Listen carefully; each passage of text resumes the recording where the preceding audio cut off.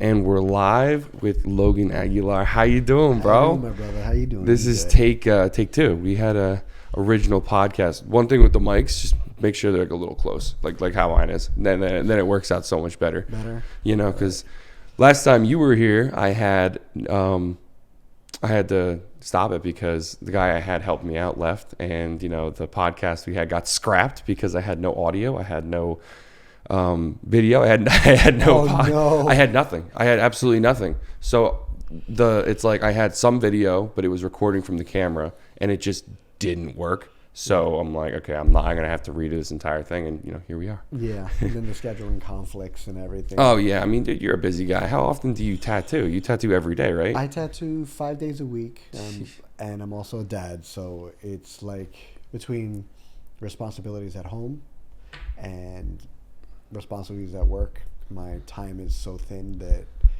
for me to do anything, it's like I have to plan it like a year in advance. Yeah, dude, I know. I always see your Instagram where it's saying that you're booked till 2022, right? You've been booked for Almost a while. All of 2022 is gone. Oh my god! I have literally maybe a month or two that are kind of has sporadic dates here and there.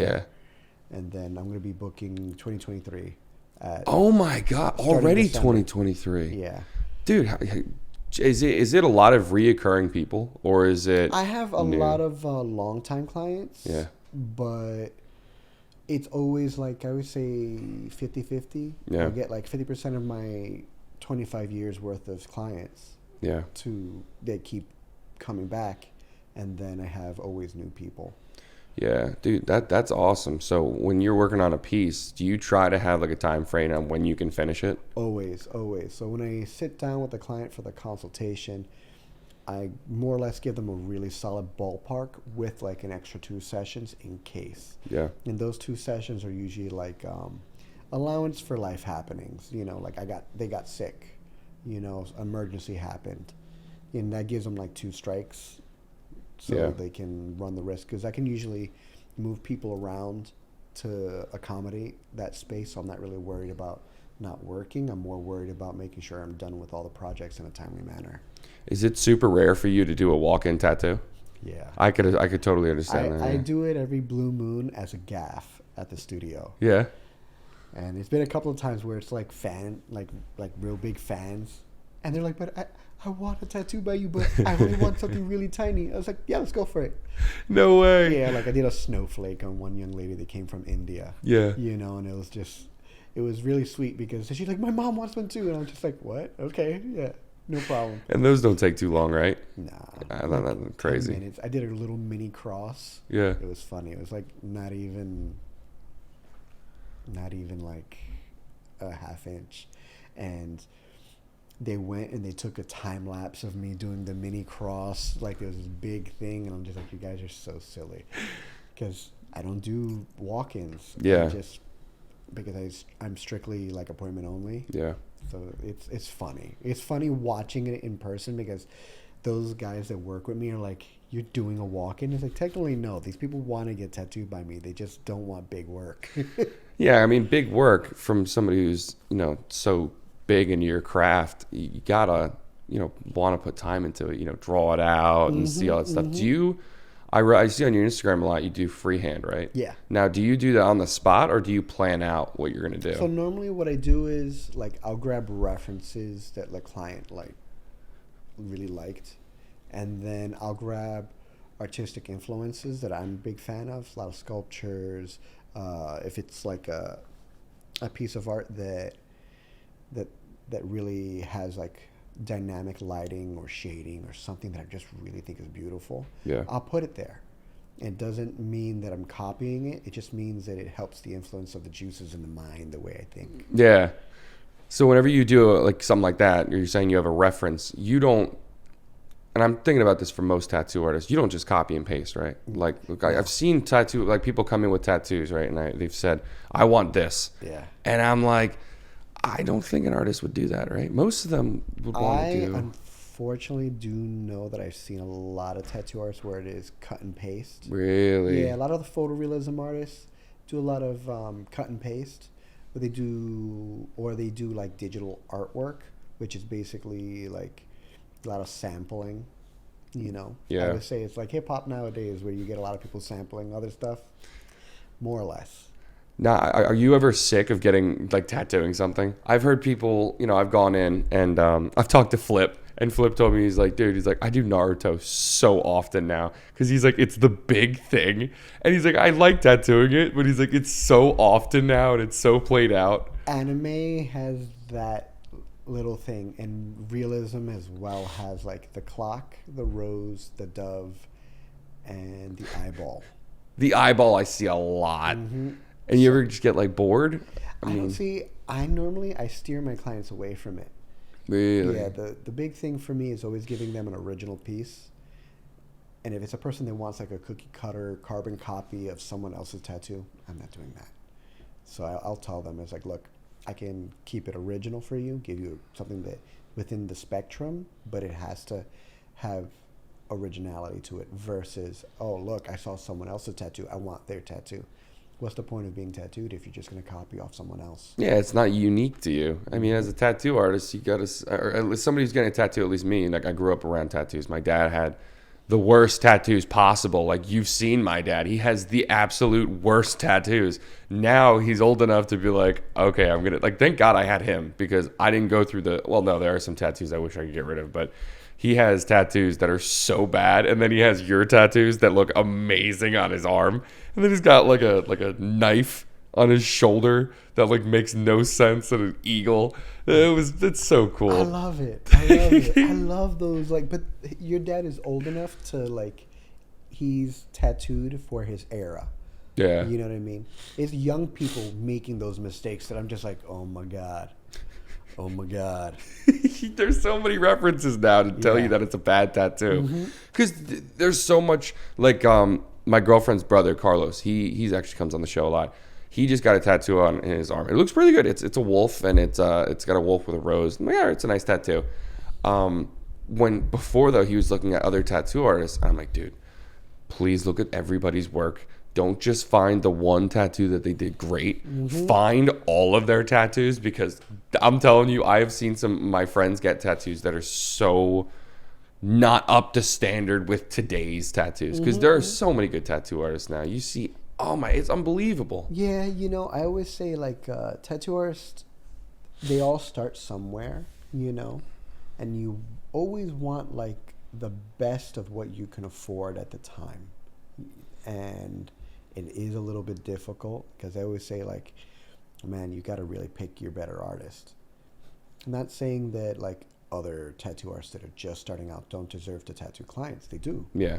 But if you can afford a better artist, go for the better artist. Yeah. It's just, at the end of the day, you're doing yourself justice later on in time as you get older, because you're in your early 20s, right? Yeah, I'm 25. Yeah, so early 20s. So think about it. You'll be in your 50s with tattoos that sometimes they just fall apart so bad because they're executed poorly. Like your dad's tattoos, the old ones, they're actually solid for how long ago he got them. Really? Yeah, they're good tattoos for how old those tattoos are. Yeah. Now the new tattoos, if he got tattooed like that nowadays, they fall apart. Yeah. Well, no, it's more like it would be a shame if those tattoos were done like that still. Versus now the techniques are better, the needles are better. There's a lot more that goes into the product and the application. Dude, we're thinking about, because we want to go to you about the Viking stuff, like Thor, and I want Thor, he wants Odin, but like, because I've been into Norse mythology and Greek mythology like my entire life, dude. Yeah.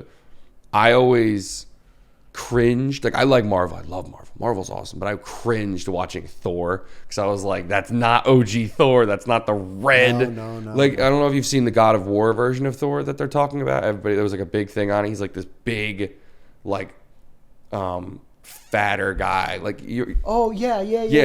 But like, that's what Thor realistically would look like. He ate tons of food. He had 2 rams that he would kill and then bring back to life after he ate them. And that's what I loved about Thor. And that's when, I'm talking about him with the tattoos.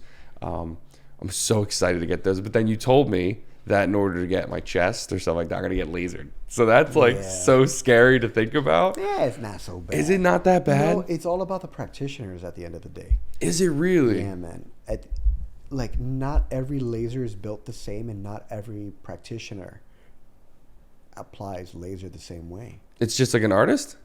Not like an artist. It's an understanding of how pigment works and how to keep the rhythm of the laser and application, the intensity of the laser, and then the machines are all different. So not too long ago, the PicoSure was like the all-B laser. Now there's other lasers that are on top of that are even better. Yeah. But it's all about the application.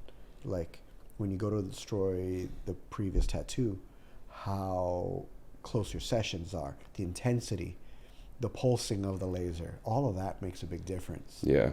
And so, you were telling me something about like the cooling stuff now, right? Yeah. Where it shoots cool. All of them have like this little like cooling system. So now that as you're lasering, instead of the skin heating up and really destroying the skin, what it does is it cools the skin. So all you're really doing is attacking the pigment.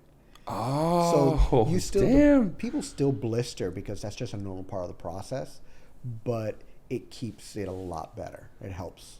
Is there a way of avoiding that? Like, do you think that when you get a tattoo early in life, because everybody wants to get a tattoo now. When you hit 17, I got my first tattoo at 17. Only reason I didn't get it at 16 is because people around here don't allow it. There's age restrictions. What's your advice to somebody who's young, because it's going to happen? My sister wants to get a tattoo already. What's your suggestion to making that big choice of getting a tattoo? First, looking for stylizations that you prefer. Because there are people that do fine line work. Fine line work does well on young skin. But as the body starts deteriorating, your skin starts thinning. And each ethnicity, their skin type thins at a different level. So you have to understand that. Yeah. So what I normally say is, if you can minimize sun damage, you can think about the quality of the artwork you can choose now. So thin line work doesn't do well if you're going to not take care of your body. But if you know you're going to take care of your body, then you can go to thin line work, because that's the popular thing. That's why I'm mentioning it right now. So that little thin photorealism, just done with like stippling and shading, a little cross hatch to it. It's gorgeous. But if you want like big bodies of work, then you got to really pick your artist. But here's the big thing. What's the subject matter? You're so young. What do you really want to do? Yeah, that's what I'm talking about. Yeah. So it's like, how do you choose? I'm going to say, I would be careful with making any grand gestures. Yeah. But with getting your first tattoo. Does that make sense? No, yeah, making that bold statement right away. Big pot leaf. You change. Everybody changes. Yeah. I have tattoos that I like. I like the ideas, but then my first tattoo was the classic, the St. Michael.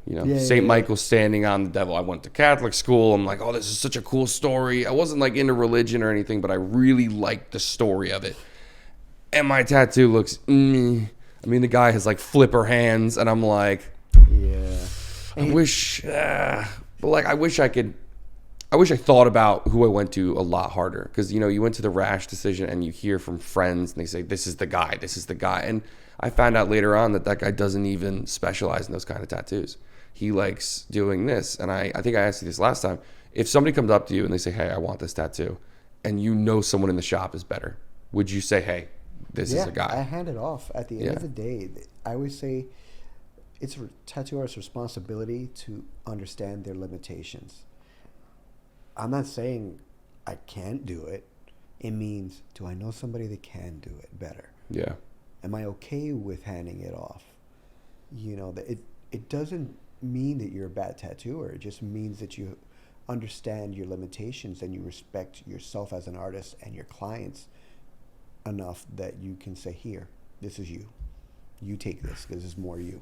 Like, there was a cover-up recently that came in, and it was like traditional. I don't really do traditional. That's not my cup of tea. It's like American traditional. So that's like the big thick lines, right? Bold, but there's like some movements to it that are very important. And Pon in the studio is a big traditionalist. Does neo-traditional, traditional, amazing guy. He was on season 12 of Ink Master. Amazing. No, I did not know that. Amazing dude. Amazing dude. That's so cool. And he excels at that. That's beautiful stuff. So I was just like, I felt bad because the guy came to me. I think he did a consultation with someone else, and it was just bad news for him. And I was like, look, I can easily say I'll take your money. Yeah. But go to this guy because he literally specializes in traditional. And I know Pon long enough now, and I've seen his work long enough that I'd be like, I can hand off clients to him comfortably and go, he's going to give them something better than I could probably do. I can do realism or my style of traditional, but it would never be like as illustratively traditional as Pon would do it. Yeah. Yeah. Okay, that's actually, see, I like that, because I think that a problem that I've seen with a lot of tattoo artists that my friends have gone to, and listen, nothing against them, I know that obviously you have to start somewhere, and a lot of these tattoo artists that I know that they're going to are younger, is that the biggest thing that I've heard is that I can do anything. They've told me that. They tell me like, yeah, this guy tells me that he can do anything. He doesn't have a certain specialty. This is his, he is the tattoo artist. I'm like, I don't know. I feel like I've seen so many great tattoo artists, and I've seen you put on your Instagram, hey, I specialize in this, just letting you guys know before you come to me. That's a sign of a better artist, in my opinion, because it's somebody who says, hey, this is what I'm really, really good at. Mm-hmm. I can do it. Like you said, you could do it, but it won't be, what you want it to be. Yeah, I believe that's just a sign of younger artists. The bravatas that comes with being young. It's like, I can do it. I can do it all. Or it's just like, okay, calm down, Tiger. You're like, come on, man. You're not going to be able to do everything. I mean, they're the greatest artists.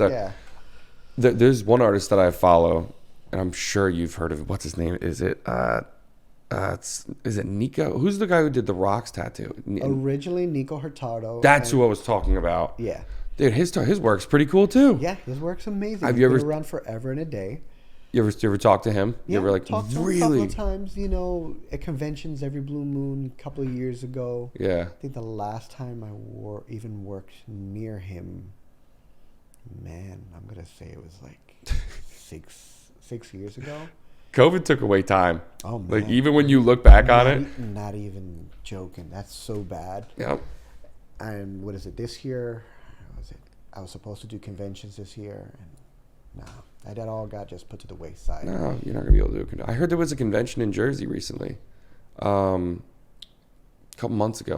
My girlfriend's brother was supposed to go. It was a convention in Jersey. It was a tattoo convention. I don't know. Was it in Asbury Park? Yes. Okay. I believe so. Okay, that was the Visionary show, I believe. Yeah. Now, is it the same thing? Like, how does it work with that? Because he was telling me that some people get tattooed there. But isn't it beforehand they set it up? Like, they have a client come in and they say, hey... With tattoo conventions, there's like usually two ways of doing this. You can go to the convention websites and you can see who's going to be there. Yeah. And you can contact them and make the appointment for the convention. But if you go to the show just hoping you're going to get any old tattoo artist, that's not going to happen. Like if you you go to like the bigger name artist, they're usually going to be booked anyway. Yeah. So usually it's best to contact them way ahead of time, and then hopefully you can get a spot with them. And do you have the option of telling them what you want, or is it, hey, I want to practice this artwork to show off what I can do? No. Usually, like at a tattoo convention, the tattoo artists want works that really, definitely show who they are. Yeah. Like when I go to tattoo conventions, it's really just to go show off. I don't go to just go and pick up work anymore. I want to make sure that I'm doing something that maintains some kind of relevancy, especially that I'm getting older now. I hit 40 this year, so and all these young tattoo artists is like, oh, look at me, I can do it all. I'm just going, I'm getting old. Yeah, but that's just showing your craft though. Age is all. I feel like when I'm that age, I'm excited to be like, I have years under my belt, man. I can. You guys are just starting out. I've experienced it. Like your training, you told me you trained under multiple people. Mm-hmm. Like you're not, and you told me last time that you were all over the country. And didn't you leave the country a few times to study? Mm-hmm. Like, how was that? Like, what is your experiences, traveling with it, learning? Like, did it just go from state to state? Or did you just go, hey, I'm going to do this? So when I did my apprenticeship originally, it was with a tattoo artist named Anthony Perez, otherwise known as Crazy Tony. And basically, he taught me all the fundamentals I needed. So me going and traveling really is like me learning secondary. So I would go and either take seminars, which I don't know if there's many seminars nowadays. Yeah. They're few and far between, of like these really top-notch tattooers. And when I took those seminars, it's really learning the tools and the techniques that they would apply. And then the conventions from there on, or for me just being at the studio, is applying everything I learned. It's like a crash course in like a day. Yeah. Yeah. So if we're going to conventions or traveling in general. So I always tell everybody, it's like, it is not easy to take a seminar and absorb everything, but it is absorbing as much as you can as an artist and taking it from there, and then trying to replay the tape in your head every day, or thinking about it. Like I get really like hyper focused, so I play a lot of scenarios over in my head. I can still remember my first Shane O'Neill seminar. I remember watching Guy Aitchison and Michelle Worthman tattoo at a event in New York City when I was like 18. Really? So, yeah. So you really did learn from all those times. Like, you apply it. Yeah, I stood there quiet, not bothering, listening to every little thing anybody was saying or they were saying. Or if they were quiet artists, like I'm a very quiet artist, observing everything, movements, sound of the machine. Because remember, when the old machines, the coils, they made a lot of noise. How did it sound? Did I hear a certain pitch? Did I hear a bog down? How long into the movement did I hear the bog down? There was a lot of things. So, are there colors that are harder than others to tattoo? Like, is there more of an annoyance getting when stick? you're younger, when you're first starting out, like as old as I am at this point, you came across certain pigments that were very difficult to put in. Yeah. Nowadays, not so much. All the brands are like pretty top notch. I use World Famous. That's a good brand. Yeah. Solid, very thick. It's very milky, So I always say it's like, it's got good coverage. So you can go like this and it's not very watery. You can still feel the density, So when you pack it in, it goes in nice and everything. So that's I was, why I asked that is because I was on Instagram and I was watching something. They said red is apparently a very difficult color. I don't know. I was wondering what you thought on that. I don't think so. You haven't? I haven't had an issue since I was my 18, 19. Red is one of those colors. It's really on the brand and how you apply it. Yeah. Understanding how your pigment is, how your stroke of your needle is, there's shoveling, which a lot of young tattoo artists, they like to shovel ink in, not realizing that they're not doing what they're supposed to be doing, which is the side-to-side ovals versus down oval. So this is shoveling, is down, coming down like this, and back to back, doing ovals like this. Yeah. That's actually how you're supposed to be tattooing. So there's like hardcore technique than just, because when I watch a tattoo, I'm always fascinated. First off, I don't know how they know where the line is after a while because the ink covers it. Yeah. So I'm like, I don't know how Flip is able to tell where he's tattooing because the ink starts to bubble around like the outline, and I'm like, okay, how is he knowing where to tattoo right now? I'm kind of freaking out, but he does it. But that's where expertise comes in. Yeah. Is experience and understanding. And I always tell people that is really what you're paying for at the end of the day. Yeah. The more understanding of what the artist is doing is going to give you the better result later on. Yeah. That's so cool to me, is that, expertise. Like, I've been thinking about it a lot, and, growing up in my 20s, right? So you're starting to look at the people ahead of me in life. Yeah. I'm 25. My brain is finally starting to finish developing. Finally, so we're not monkeys anymore. Like we're actually humans. So I'm like starting to really get into my life, and I'm trying to figure out what I'm trying to do and stuff like this, the podcast and writing, and I'm starting to look at people who are ahead of me in life, because like you talked about with the younger guys, and I said that they're very headstrong and they say I can do anything. I'm kind of getting past that now. I'm starting to say, hey, wait, people are older than me and they're smarter than me, and they know, they've been through what I've been through. And I look at my dad and I'm like, wow, okay, so this guy's been through what I've been through. Now I can learn from these older individuals. Like, you're an expertise in his craft, he's an expert in his craft, and it's super cool to hear like from you about your technique, your stuff, because I understand my dad's job to a degree. I don't understand the business side, but just even hearing about how where to outline, even with ink covering it, like, and not even just, if nobody's gotten a tattoo, ink covers the entire thing at least when I've seen it, and they just know where the line is. And even then, I didn't understand why when you do the first tattoo, I thought that like when you do it and the ink's just already in, like the one stroke, the ink's there. Why do you have to keep doing it over and over again? So I always tend to do like I do like layers, because I do cover-ups. So a lot of people don't realize all my technique nowadays is just the cover-up technique that I use all the time. Yeah. Because it's something I've become so accustomed to. So because I did realism for a good chunk of my time, that's actually what gave me the tools I need for cover-ups. Yeah. So like, because there's a bunch of layers. There's more than one or two colors that go into making a human face. So that's what I tell everybody. Is like, that's why like you'll see like when I did the Joker recently, a comic book character. Yeah. And you'll see that there's actually tons of tonality in his face. It's more than just a light gray, medium gray, and white. There's like literally like a purple blended into his face tone. There's a green blended in there as well. So there's like about 5 or 6. So it gives it all these like nice subtle tonality. So it's not this very basic like flat comic book image. That's what was crazy to me too when I was watching Flip Tattoo Me, is when he was doing my avatar, right? He was doing that. It was not a lot of detail, right? It would only took, I think, him like 5 hours. When he was doing it, I'm like, okay, this is a tattoo that's really like black and white. He's not. He's putting purple in there. He's throwing in like some yellow.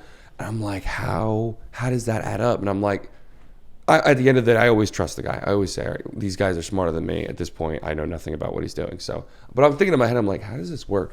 At the end, you look at the tattoo, and it just works. It just looks. He's like, this purple. I asked him while he was doing it. I don't know if that's annoying. I was like, hey, how does this work? And he said, well, watch, the purple is going to make it pop. He says that's what's going to make it, give it that like realistic color. And I was like, okay, I don't get what you're saying, but sure, let's just go with what you're saying. And I look at it and I'm like, wow, he was right.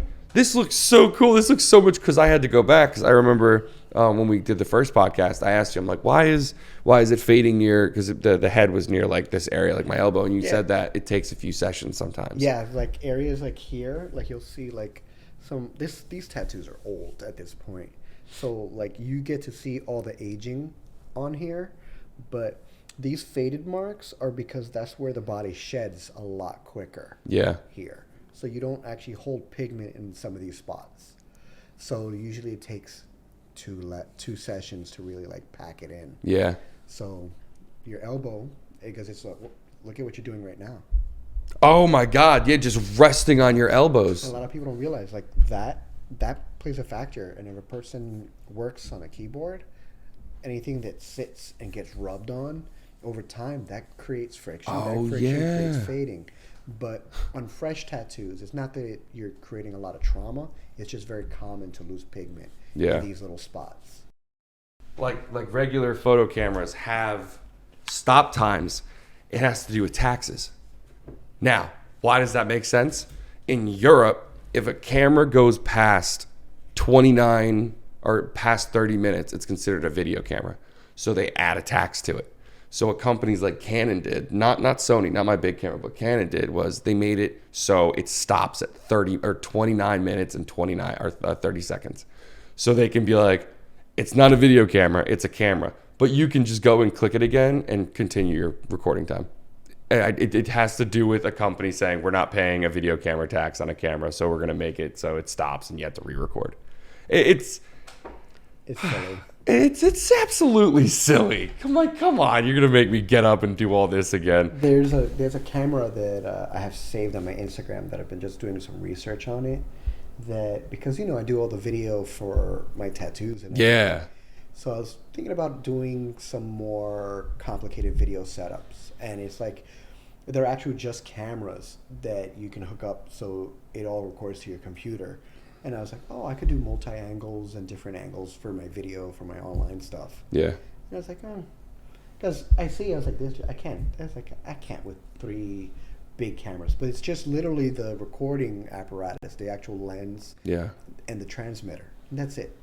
That's so cool. It right to the computer, right? Like, tech is evolving so quickly. And I think it's funny that tattooing has moved to that point where we need to record everything to post online so you can have content, so people can see it, so you can create exposure, so you can stay relevant.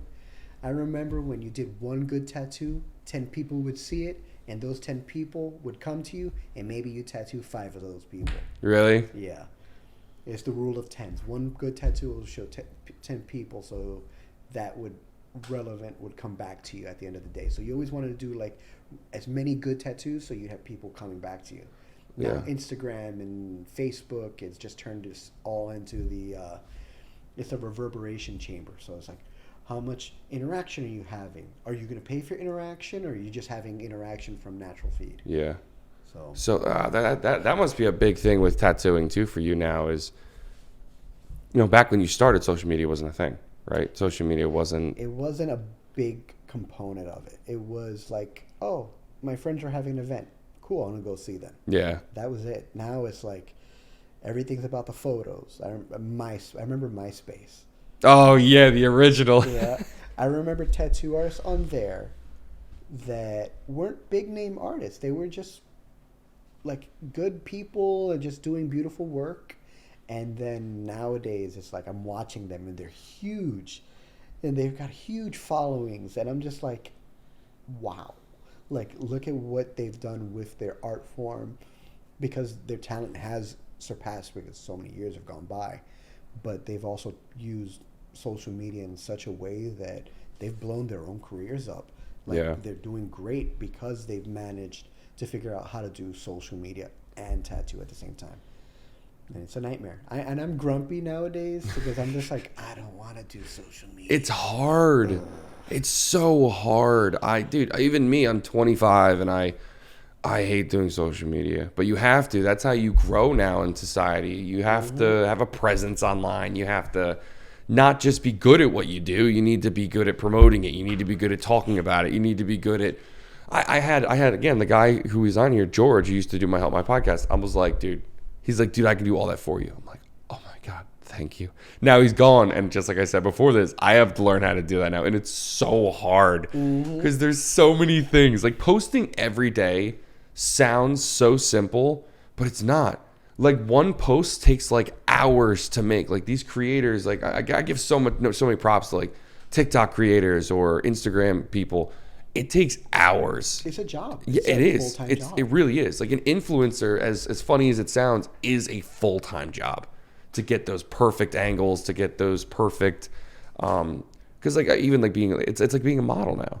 Being models, you hear about like they take hours to take pictures. That's what they do. Only now it's by themselves. Yep. And in the tattoo world, I remember when I got my tattoo done at your guys' place. This is the first time, because I haven't gotten a tattoo since before I went to Soho. I went to a place in Jersey, and I haven't been there. And that was like my last tattoo was like I was 19. You go to Soho, they come in with the phone, they come in with a big camera attachment, and then they're going and they're taking the picture with the thing, and they have you hold still. Oh my God, story about that. When I got the touch up on my ang, I almost like passed out for the first time ever. And it was just the quick touch up on this. And my dad looked at me, or I called my dad. I was like, dude, like they were taking the video, and all of a sudden, like the room went whoa. My anxiety started to go.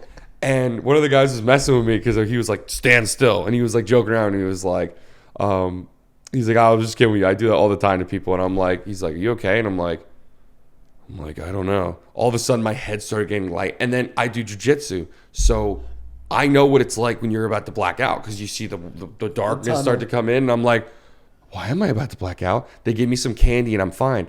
And they asked me, like, did you eat today? And I'm like, no. And they were like, did you drink water today? I'm like, no. And they're like, well. But I was thinking, I'm like, dude, it only took 20 to 30 minutes. It's a trying thing. I always say a tattoo is like a test of stamina. You can take a 20-minute tattoo, but your blood sugar, because you haven't eaten anything, you got there probably earlier. Yeah, really early. Yeah, so you didn't eat anything. Your body's weak at that point. Breakfast is literally the most important meal of the day, especially coming to get tattooed. And it was only 20 minutes, you said. So your body went into shock. 2 seconds, 20 minutes, done. Sugar. I couldn't believe it because I was thinking in my head because it was early in the morning and I try to eat breakfast like a little later. I'm like, all right, whatever. We'll go in and get a 20-minute tattoo, and it's not gonna be that big a deal. It's not gonna be that much of a struggle. I was so nervous. I was literally telling myself, I was like, can I just use the bathroom real quick? Yeah. They gave me some Starburst and stuff, and I'm like, looking in the mirror, I'm like, don't pass out. Don't pass out. There's no way you're gonna pass out right now from a 20-minute tattoo. And my dad was telling me that happened to him when you were doing his tattoo. He said all of a sudden he started getting nauseous and he started to see the tunnel, and he's like, what the hell's happening? And you told him to go get a Coke and a Snickers, and he ate it, and he's like, I felt fine. Yep. I could not believe the effect of a tattoo after 20 minutes. I learned a Coke and a Snickers from a friend of mine that's a body piercer named Rob. And he's like, when I go to get tattooed, I bring a Coke and a Snickers. Meanwhile, the guy, he don't eat bad food. He's a vegetarian. He eats all healthy. Yeah. And I was just like, but it's a Coke and a Snickers. And he was like, yeah, man. The protein, the sugar, all that. The Snickers is literally like the best combination of all that crap you need to keep your sugar levels going. And the Coke and the sugar, that'll keep you going too. That freaked me out so bad, though. I literally called my dad right after. I was like, dude, I don't know what happened. I know you told me you started to feel it after like 6 hours. I felt it after 20 minutes. I'm like, and he's like, he literally asked me, he's like, you eat and drink? No. He's like, well, you're dumb. That's he's like, that's your fault. Because the way you described it, what you told him was it's trauma to your body. Yeah. And I was like, okay, that makes a lot more sense. Because tattoos now are glamorized. They are. The tattoos are awesome. But at the end of the day, it's still a needle, stabbing you over and over again. So your body's going to react in a way. I've had what is it? Is it true the tattoo flu? That's like a thing, right? Yes, when you take so much pigment in, or you've sat in for any long amount of time, that your immune system sends so much of its white blood cells, you feel like you've gotten the flu. That's what happened to me. Yeah. So you just feel your body just takes a dump. So it's basically you take the next day, you eat, you make sure you keep yourself away from other people, because at that point, because your immune system's taken such a big crap on you, you want to literally stay as far away from anybody potentially sick as possible. Yeah. Because you can get sick. Oh wow. Yeah. And that's also with because I'm not a big drinker at all. I don't really drink a lot. I try to stay away from it as much as possible. But there are some social occasions, and I read. Thank God I read about tattoos, because my old tattoo artist never told me this. Is that you shouldn't drink. What is it? 48 hours before and 48 hours after, something along those lines. I usually say 24. 24 maybe. Maybe that's the what. Night before, you shouldn't drink the night before getting tattooed. Because it was clotting, right? Something to do with the blood. You thin your blood, because alcohol tends to thin the blood. Yeah. So it's like that, and taking like ibuprofen, it's like a bad thing. And if you have like blood clotting issues or like blood thinning issues, you don't want to do any of those particular things. Or if you're on blood thinners, you have to let your artist know. Yeah. Because what will happen is, as you're going, if you're creating trauma, what will happen is the minute you go for like that second pass, there's a lot of blood already on the surface. Yeah. So all that thinning, you're just going to wind up spending more money on top of it, because you're going to need at least another session on top. that's why it's important to like chillax. Is it harder to tattoo an area that bleeds a lot?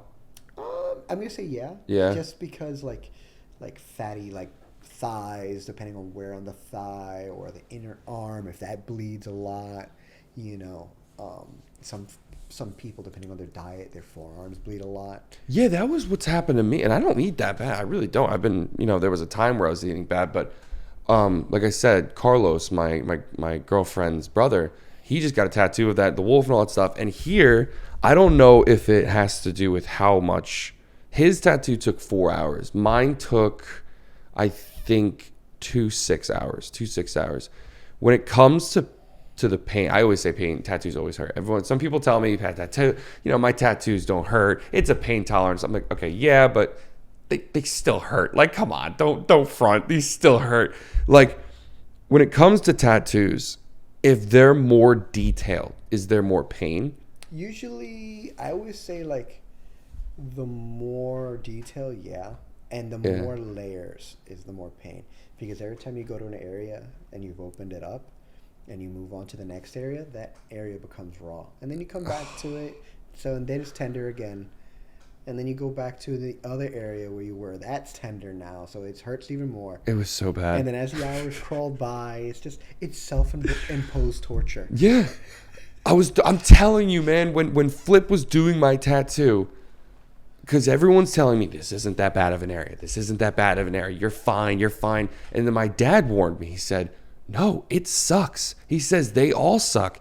And he said, especially if you're getting an in-depth, like a detailed tattoo, everyone's telling me this isn't going to be that bad. It's not going to be that bad. When he did, like, on the inside here. Oh, that's an ugly area. Oh. I was in so much pain. Plus the uncomfortable sitting like this, so like laying like this. I was in so much pain where I had to like count back from 10. I'm like, God, just get the needle off of me, please. Just stop, man. Oh. And then after, I got through it because like my dad taught me that. He said, count back from 10. Most of the time, the needle will be off by then, and then the pain will stop at least for a second, right? Yeah. Because once the needle's off, you just kind of feel like the stinging pain. But when I count back from 10, I'm like, all right, it'll stop. The second it stops, all right, stop. And then he goes on the other area that's tender, and then he's going on that side. It's like he's switching it up on me. He's just trying to make sure I get all the pain necessary. But it came out phenomenal. Like, I couldn't believe, because the one thing I described to him, and I'm not good at describing tattoos. This is going to lead into the other question, is how you decipher people's descriptions. I came into him into the shop, and I asked Flip, I said, I want this Adventure Time treehouse. But I want the house that I had. It was a picture, and the leaves of the tree looked heavy. It was a willow tree. It looked heavy. I didn't know how to describe it. I just said, I want these to look super dense and heavy. And he's like, okay. And I'm like, that was the worst description. But you can see he made this look dense and heavy. And I'm like, how the hell did he understand what I was trying to say? So when someone comes into you to describe a tattoo, how do you decipher what they're telling you? Well, I'm a sample-driven artist because I learned over my years is I try not to guess too much. I always tell my clients, what do you mean by heavy? And then I'll ask, and they'll show me photos. And I'd be like, you mean like so dense that you can't see a bare branch? Oh, okay. So, you know what I mean? So you get to like kind of get clarity. I really get in depth with my clients. And I do my consultations like 15 minutes, so at the end of the day, it's like, I always tell the staff, is like, make sure they know that they have to have some kind of samples. They have to have an understanding of what they want. And 80% of the time, they come with all that stuff. Yeah. It's that 20% of people that I have to sit down and really like pull the words out of their head. It's like, what do you want? I want a tattoo. And if I want to get tattooed, and you have no description, I give you 3 chances in that conversation. Really? To be able to spit it out.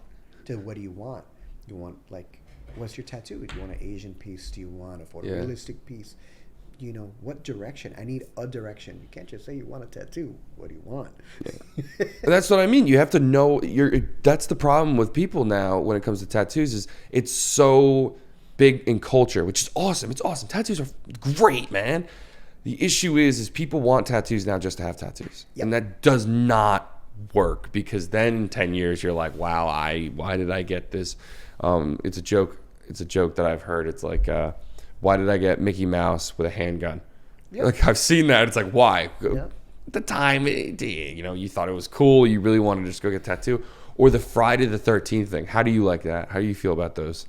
I don't hate them. I don't hate the Friday the 13th tattoos. I think it's part of the tattoo culture. Yeah. That studios use to drum up business and popularity. I think that's fine. I think I would rather like original artwork versus copying off of each other.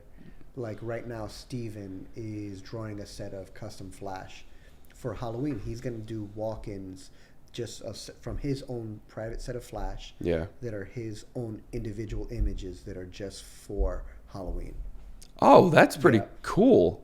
So you're getting a custom original piece by him that's just designed just for Halloween. That I like more than the Friday the 13th just pick off the wall, is that you get to pick from an original. Because I think, again, I keep going back to Flip because I follow Flip on Instagram a lot. Mm-hmm. So he has, he told me he's busy now. He said he's booked up. And he has on his Instagram, he says he's got like 3 pages of things. He's like, this is what I'll do if I have free time. They're not big. They're little tiny pieces and they're individual, but they're all original. Yeah, bangers. Yeah, like I think they were like Charizard, but it was like in a pixelated form. And I'm like, that's cool. Mm-hmm. If you're going to get something small, I always tell people to get something unique, because I always like, again, but this is just my preference. I always like the unique stuff because it's personal. Mm-hmm. It's between you and the artist. It's your work on my body, and it's not a copycat. You can't find this anywhere else unless it's on me. Yeah. That's the cool part. And I think that's the important part, and I feel like we miss that as a society overall, is what it is to have a unique original piece of artwork that belonged to you. Granted, Flash was a big part of the early industry and how it was developing, but nowadays, because there's so much more skill that goes into it, I think you have no excuse on not being an original. Yeah. Getting something... Like, I get getting words. Words, I always say, it is what it is. It is a mode of expression in a tattoo.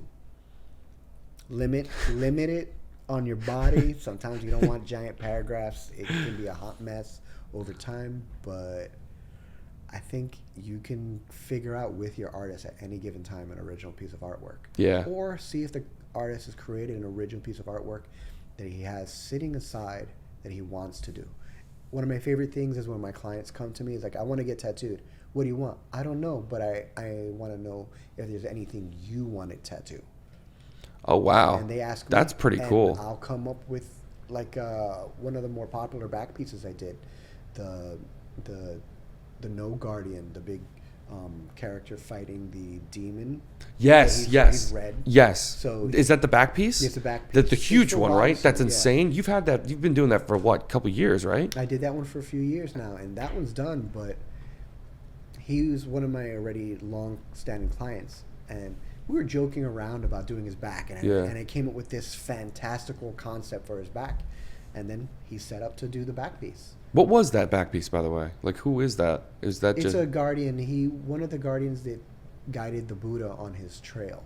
So what I did is I did the guardian basic Argo beating, like defending the trail that the Buddha was walking. We're not done. There's just one little corner we gotta work in. Of course, it's the last piece. It's always the last piece. There's just one little upper left-hand corner. Yeah.